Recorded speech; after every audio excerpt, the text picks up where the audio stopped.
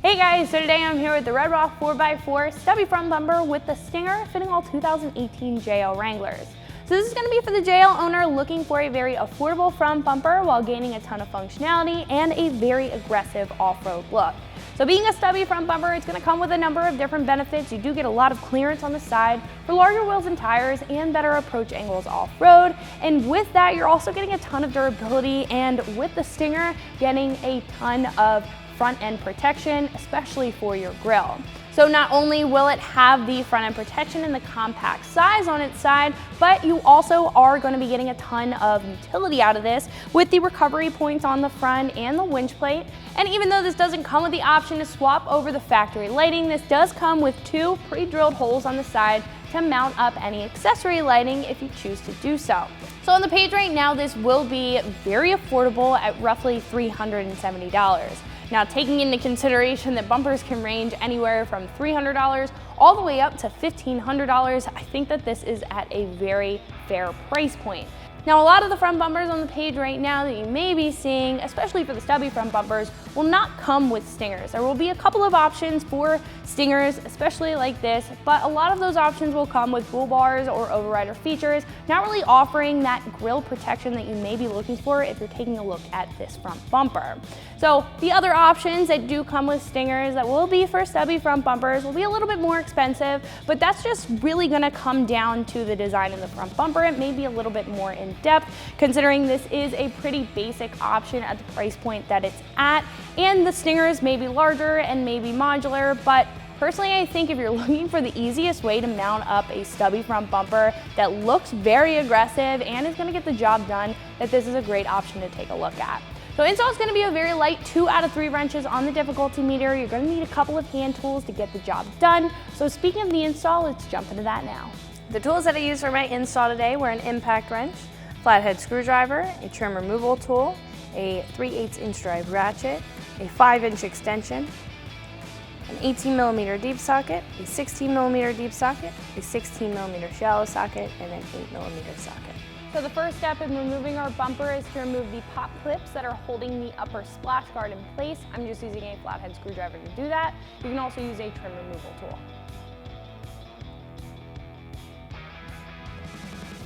So you're going to have 2 on top that go into the frame rail.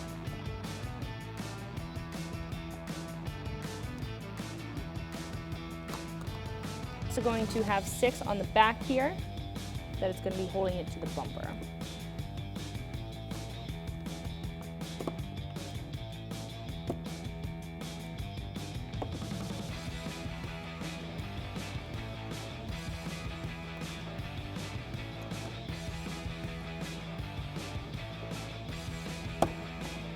And after all of those are out, we can remove our splash guard. So moving on to the bottom splash guard, we're first going to remove the 2 bolts that are holding it on either side with an 8mm deep socket. And then we're going to do the same thing on the other side.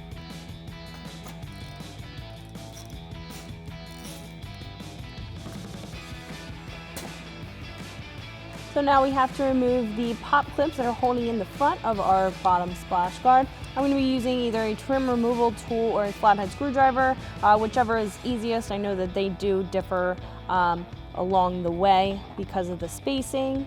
So this one's easy to access with a trim removal tool.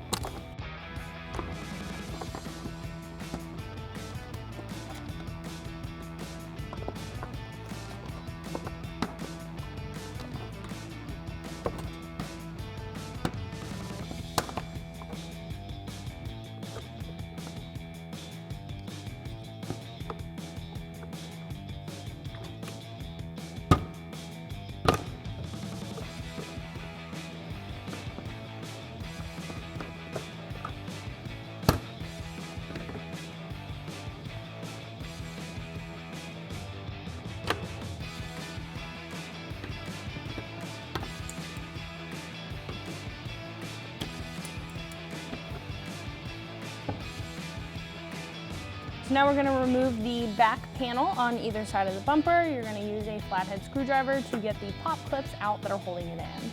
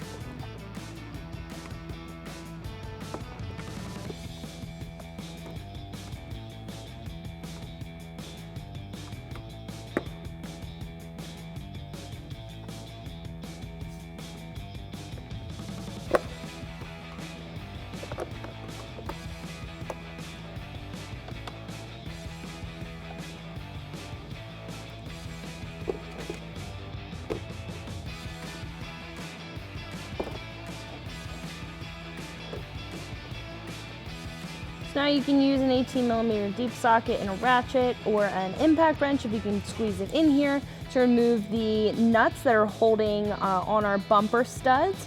There's going to be 8 in total, 4 on each frame horn. So we are on the outer driver's side right now. We're just going to loosen those.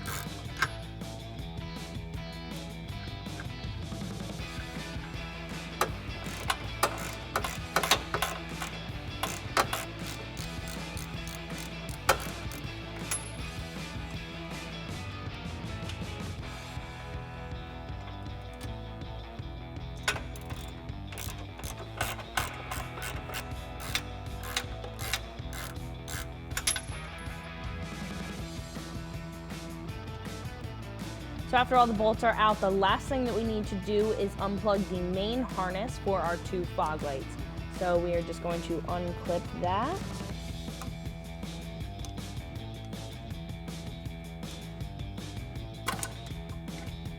So now we can remove our bumper. So side by side, you can tell that this RedRock Stubby front bumper with the Stinger is going to be a huge upgrade over your stock front bumper. So first off, what I noticed right away is the width. So obviously this is a stubby front bumper. This is going to allow you a lot more room on either side for larger wheels and tires, as well as better approach angles off-road. And that's something that your stock front bumper is really unable to give you, since it is a standard or a full width front bumper. You're also getting a ton of durability out of this compared to your plastic stock front bumper with the standard crash bar in the back. This is going to be made of 5/32 inch plated steel with the steel tubing over top. So it's going to provide a lot more protection, and it's going to be able to take a lot more abuse on the trail rather than your plastic stock bumper. It's also going to have a textured 2-stage black powder coat finish on it that's going to resist any rust or corrosion on the metal, as well as any surface damage while you're out there scratching it up on the trail. And it's really going to assist you in giving you an off-road look. Now you're also getting a number of standard features out of this that a lot of aftermarket front bumpers carry.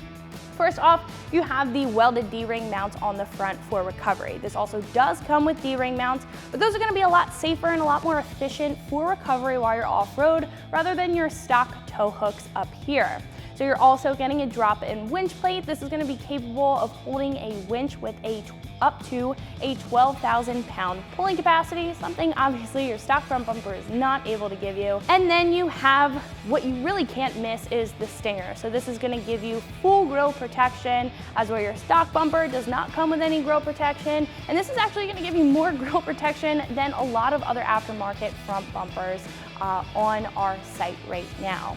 The only thing that I don't like about this front bumper is the fact that it doesn't come with any lighting or the option to swap over your OEM lighting onto the new front bumper, but it does come with 2 pre-drilled holes on either side, so you are able to mount up any accessory lighting if you choose to do so.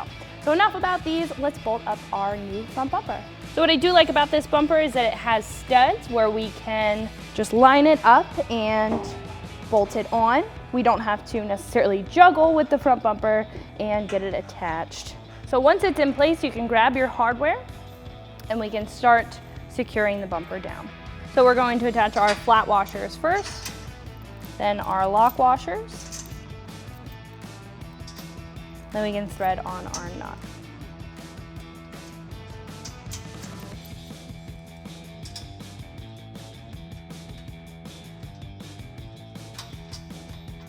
So we're gonna leave everything hand tight for the time being, just so everything can get secured down before we tighten it all down.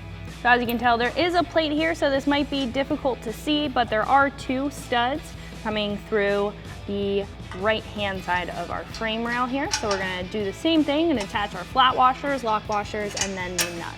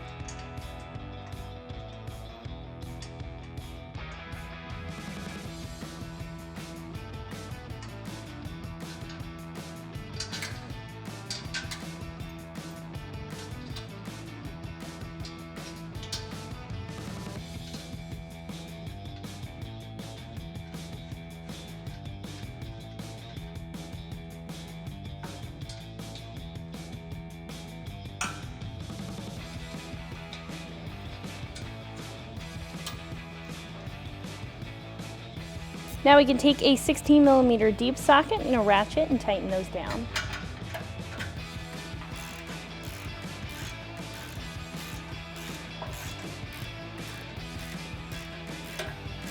So for the outer studs, I would recommend an extension just to give yourself a little bit of room since this plate is here. I'm using a 5-inch extension. You could go with a 3-inch extension, you just have to clear this plate.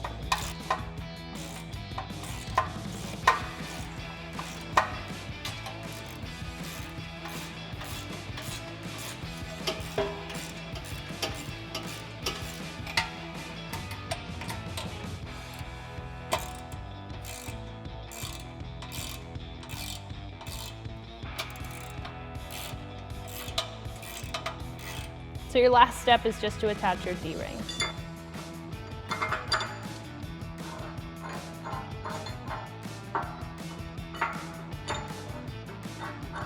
That's gonna wrap it up for my review and install. For more videos like this, keep it right here at ExtremeTerrain.com.